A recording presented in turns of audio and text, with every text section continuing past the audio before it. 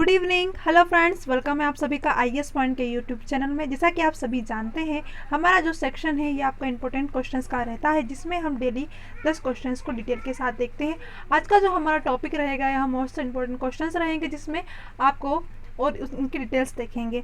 अगर किसी भी क्वेश्चन में कोई भी डिफिकल्टी होती है तो वो आप हमसे कमेंट सेक्शन में ज़रूर पूछें। चलिए, क्वेश्चन शुरुआत करने से पहले मैं आपको बता दूँ कि यूपीएसआई महासंग्राम 2021 नोट्स यूपीएसआई के सिलेबस पर आधारित है। यह नोट्स मात्र आपको 149 रुपये में दिया जा रहा है। सिलेबस में जितने भी टॉपिक है सभी कवर किए गए हैं। लगभग 250 पीडीएफ का संग्रह जो आपका टॉपिक टू टॉपिक होगा। अब जैसे तो उसमें होगा सामान्य हिंदी, मूल विधि, सामान्य अध्ययन यानी कि संपूर्ण जीएस, उत्तर प्रदेश विशेष, गणित, तर्क परीक्षण, कंप्यूटर और प्रमुख संस्था जैसे जो कई महत्वपूर्ण टॉपिक है सभी कवर किए गए हैं। अगर आप नोट्स प्राप्त करना चाहते हैं तो आप इस नंबर पर कॉल भी कर सकते हैं, और अगर नोट्स लेने में या आपको कोई दिक्कत आती है तो इसी नंबर पर आप कॉल भी कर सकते हैं। चलिए अब चलते हैं हमारे क्वेश्चन की ओर। क्वेश्चन नंबर पहला है, भारत में लैंड होल्डर्स सोसाइटी की स्थापना किस वर्ष की गई? ऑप्शन है आपके पास 1806, 1828, 1838 या फिर 1850। क्या पूछा गया है? भारत में जो लैंड होल्डर्स सोसाइटी है, कौन सी सोसाइटी है? लैंड होल्डर्स सोसाइटी, इसकी स्थापना कब की गई है? तो आपका जो सही जवाब है वह है आपका ऑप्शन नंबर सी, यानी कि 1838 में भारत में लैंड होल्डर्स सोसाइटी की स्थापना की गई। आइए देखते हैं। 1838 में कोलकाता में लैंड होल्डर्स सोसाइटी की स्थापना की। भारत में कहाँ पर? भारत में कोलकाता में की गई। किसकी स्थापना? लैंड होल्डर्स सोसाइटी की। कब की गई? तो आपको याद रखना है 1838 में। चलिए आगे देखते हैं, इसका उद्देश्य क्या था? तो इसका उद्देश्य था भू स्वामियों द्वारा अपनी ज़मीन रक्षा करना व सरकार के प्रयासों को कानूनी माध्यम से विफल करना था। किसका उद्देश्य था? तो यह लैंड होल्डर्स सोसाइटी का, जो कि कोलकाता में शुरू की गई थी। कब? 1838 में। अगला क्वेश्चन है, निम्नलिखित में से किस घटना के बाद कैबिनेट मिशन को निष्क्रिय माना जाने लगा? ऑप्शन है आपके पास, मुस्लिम लीग द्वारा सीधी कार्रवाई की घोषणा के बाद, मुस्लिम लीग के द्वारा संविधान सभा का बहिष्कार, अंतरिम सरकार का निर्माण या फिर इटली की घोषणा। अब मैं आपको बता दूं कि क्या कहा गया है क्वेश्चन में कि जो कैबिनेट मिशन है इसको निष्क्रिय कब माना जाने लगा? तो कब माना जाने लगा? जब इटली की घोषणा की गई। कब?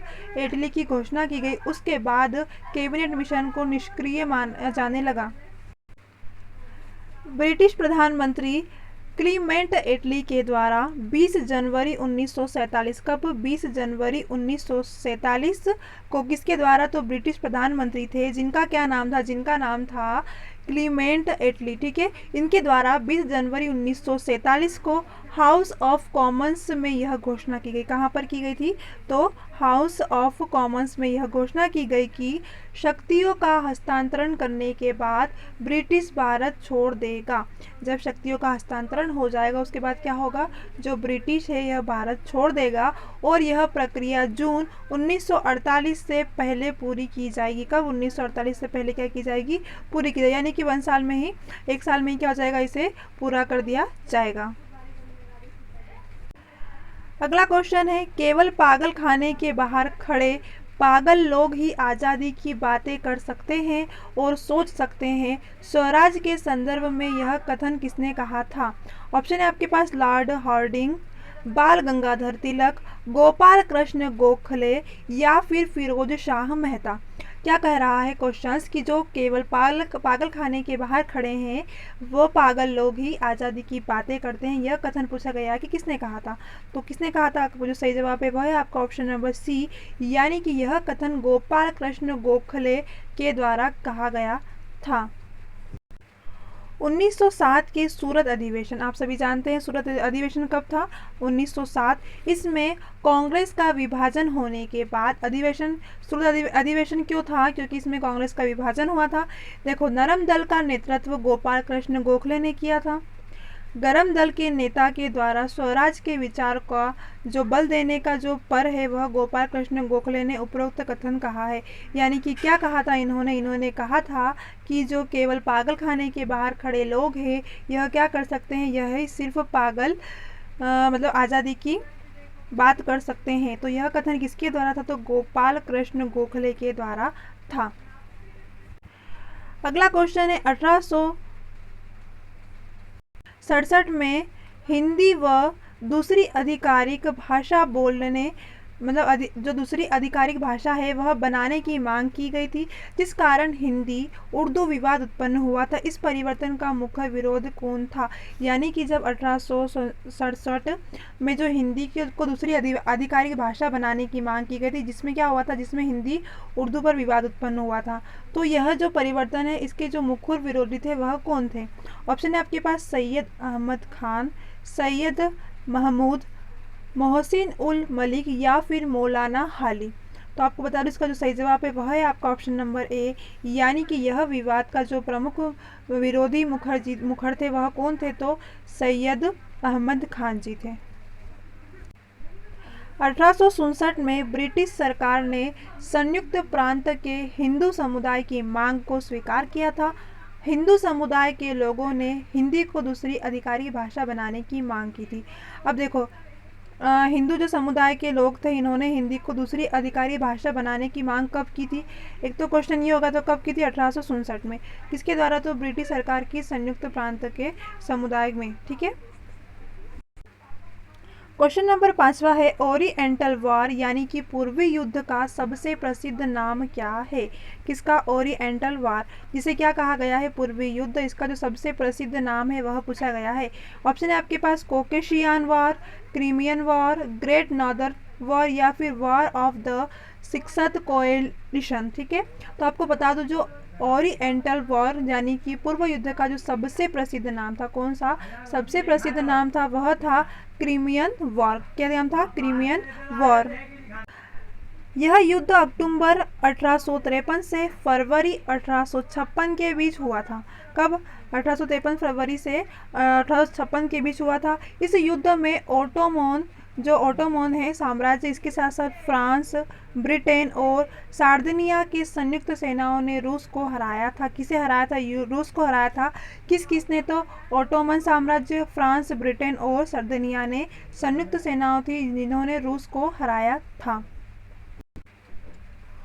हूवर पुरस्कार जीतने वाले पहले भारतीय कौन थे? ऑप्शन है आपके पास अटल बिहारी वाजपेयी, डॉक्टर अब्दुल कलाम, मनमोहन सिंह या फिर सोनिया गांधी। कौन सा पुरस्कार कहा है? हूवर पुरस्कार जीतने वाले सबसे पहले भारतीय। इंपॉर्टेंट क्वेश्चन है। क्वेश्चन है ये वाला कि हूवर पुरस्कार सर्वप्रथम किस भारतीय को मिला था? तो किसे मिला था? डॉक्टर अब्दुल कलाम जी को। किसे? डॉक्टर अब्दुल कलाम, जो कि हूवर पुरस्कार जीतने वाले पहले भारतीय थे। अब देखिए कब मिला था? तो हूवर पुरस्कार यानी कि मेडल 1930 में इंजीनियर को मानवता के प्रति योगदान देने के लिए दिया जा रहा था। यानी कि कब दिया गया था उन्हें? तो 1930 में। कौन सा हूवर पुरस्कार किसे दिया गया था? कौन भारतीय थे? तो डॉक्टर अब्दुल कलाम।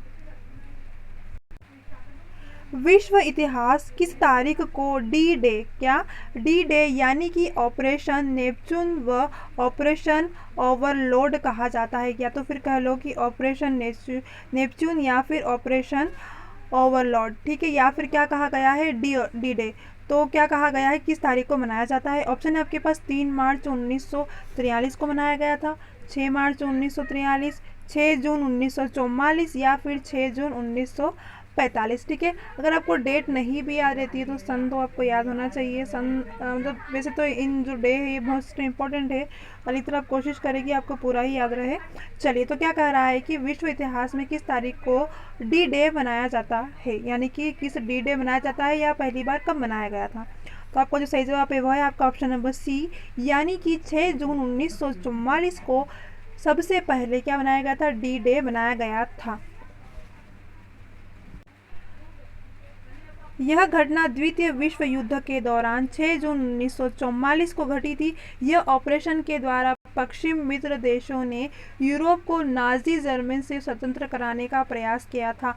क्या हुआ था? अब ये डी डे क्यों मनाया गया था? क्योंकि इसमें जो पश्चिम मित्र देश थे उन्होंने यूरोप के जो नाजी जर्मन था, क्या नाजी जर्मनी से स्वतंत्र कराने का प्रयास किया था, इसलिए तब से क्या कहा गया? इसे डी डे के नाम से जाना गया।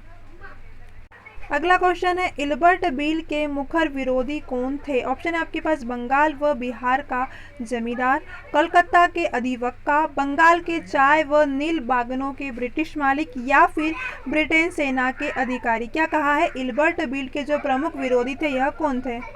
इसका जो सही जवाब है वह है आपका ऑप्शन नंबर सी, यानी कि इल्बर्ट बिल के जो मुखर विरोधी थे वह कौन थे? बंगाल के चाय और नील बागानों के ब्रिटिश मालिक, जो कि इल्बर्ट बिल के मुखर विरोधी थे।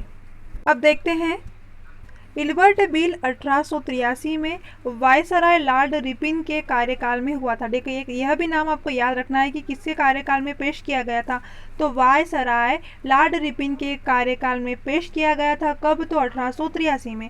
इस बिल को सर सीपी इल्बर्ट ने तैयार किया था। एक क्वेश्चन यह भी हो गया कि इल्बर्ट बिल को किसने तैयार किया था, तो सर सीपी इल्बर्ट ने तैयार किया था।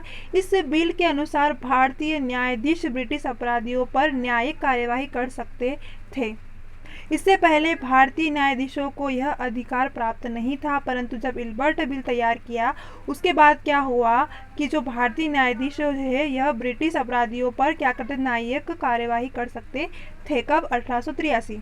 किसके द्वारा, किसके कार्यकाल में पेश किया गया था? तो लॉर्ड रिपन के कार्यकाल में। किसने इसे तैयार किया था? तो सर सीपी इल्बर्ट ने इसे तैयार किया था।